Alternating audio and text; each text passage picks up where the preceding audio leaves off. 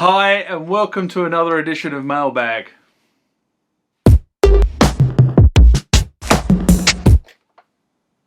Okay, this is Mailbag, common feature of the channel. It's where I attempt to answer questions that you guys have left on the channel, or if I can't answer them, I have a good go at answering them, or I throw them out to the wider Tubing community to try and answer on behalf of somebody who's raised the question.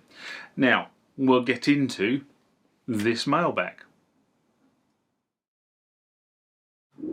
Remember, like, comment, subscribe to the channel. Go over to Instagram and follow me there. Go over to Facebook, follow me there. That's where the normal notices are. And consider becoming a Patreon.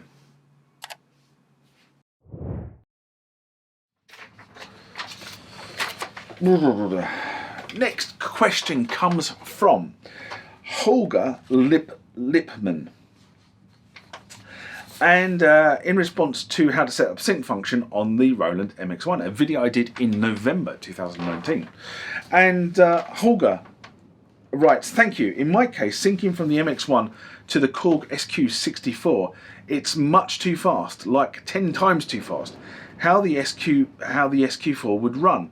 Do you know how to fix that? Thanks. Good question. But what you didn't say in your question, and you haven't said, is how you're connecting the instruments together. And that probably is one of the biggest things that's caused you a problem here. I'm not sure. I think you're probably maybe trying to use USB for this. And my answer back was, if you get into this sort of sticky situation, have you tried just a 5-pin DIN cable from the back of the MX-1 to the Korg SQ64, or have you tried it from the SQ64 to the MX-1 to sync the two up? Also ensure that one is set as the master, so if you're using the MX-1 as your master, make sure the MX-1 is set as the master, and the Korg 64, if it has the capability to be set as a slave, is set as a slave. Or if you're trying to use a 64 as the master, make sure the MX-1 is set to slave, so it's listening for clock data. If this fails and the MX-1 is not transmitting, or the SQ64 is not receiving, the MIDI standard stated that the clock should be independent of note data. Okay, so what does that mean? It means that the clock should always transmit, irrespective of whether note data is transmitted. So you need to make sure that they're both transmitting, possibly on the same channel. Now, clock data shouldn't necessarily be channel specific, but some of the older implementations, or some implementations of MIDI, make the receiving channel the channel that it receives clock on. Okay, so sometimes you need to specify that you want to send and receive on the same channel. Although it shouldn't make a difference because the standard says it should be independent. If you're trying to using USB, then this could fail because the MX-1 is not officially compatible with instruments from other manufacturers. So hopefully there's a couple of things there that you can look for to try and get your setup to work. There's a storm raging outside the workshop. Next question comes from Sean Curran, and this is in response to Behringer, the company that keeps on giving, an SMR I did in July 2021. And Sean writes, I think anything might be possible now that the ARM engine is ready at Behringer. A DX will certainly be a welcome option, very popular with VST, so I think there is a market. Yamaha gave a toy version of the classic synth, and obviously doesn't take retro market seriously. I'd rather see a 8-part multi-timbral version like the TX816 or TX802. The two voices of performance mode isn't enough for drums. FM is 1 drum per voice, so a 1 drum for a DX7 or 2 drums for a DX1 or /5 or 8 for a TX802 or TX816. I think the keyboard sampler has got to be on their roadmap. They would simply expand their sampling code for future LM drum sampler, maybe going after the Prophet 2000 or 2000 and 2 or emulator 1 stroke 2. That would be a killer. The world needs a modern 8-bit sampler. Not even DSi Prophet 10 goes that low.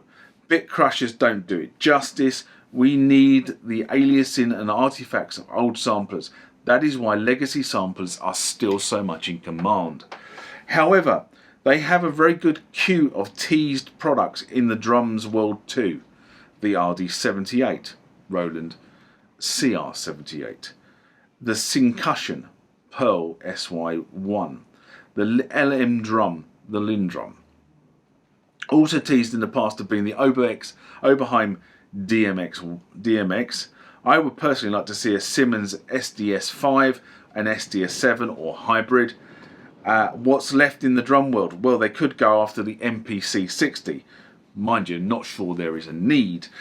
Dance on Isla's toe and produce an SP1200. Besides price, not sure what they can bring in addition to what Isla have done. Do you know what? There are some very, very good points in that statement, or those statements that Sean has made. And I responded by saying, you know, as I said in the video, Behringer brought out a haul of instruments from Tears for Fears.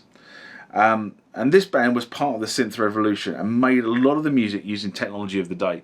And if you go back and look at how Tears for Fears made their music, it was drum machines and synthesizers, CS80, the Lindrum, and they've made videos. They're videos that have gone up on the Berry sites about, you know, buying and restoring this stuff. I think there was a Prophet in there as well. There's a Prophet video. Can you imagine what would happen if the synths in Tony Banks' storeroom were to come up for sale?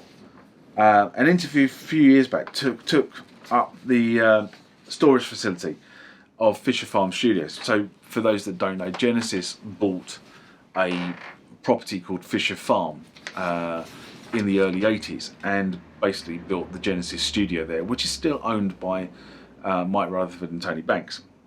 And up until a few years ago, I don't know whether they're still stored there, but a lot of Tony's synthesizers were stored in the storage facilities at Fisher Farm. So, you know, there was the DX1 was part of this haul, and to be honest, just owning a DX1 is something. There were only ever, was it 142 DX1s ever built? Can you imagine Behringer creating a DX1?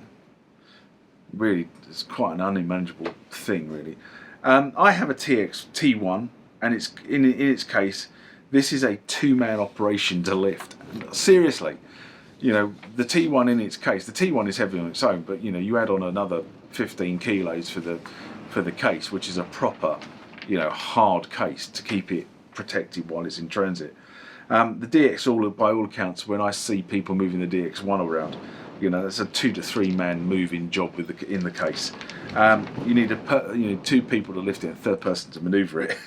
I'm sure something is going to come into this FM space. I guess we'll probably need to wait to find out what Behringer is going to tease us with. Or a legacy sample is an interesting perspective, and something I've not really thought about. And I've not really thought about Behringer going down this route at the moment. I need to sort of think about that, because is there a rant here? On the drum machine front, I do believe that there will be more to come. While I get the sampler argument, I do not need. Why do I need a machine, as I have it all in sample format? Now I've covered this point before. The point that many people miss about the sample format is that the sample is only as good as the person who sampled it and the way they generated the tone.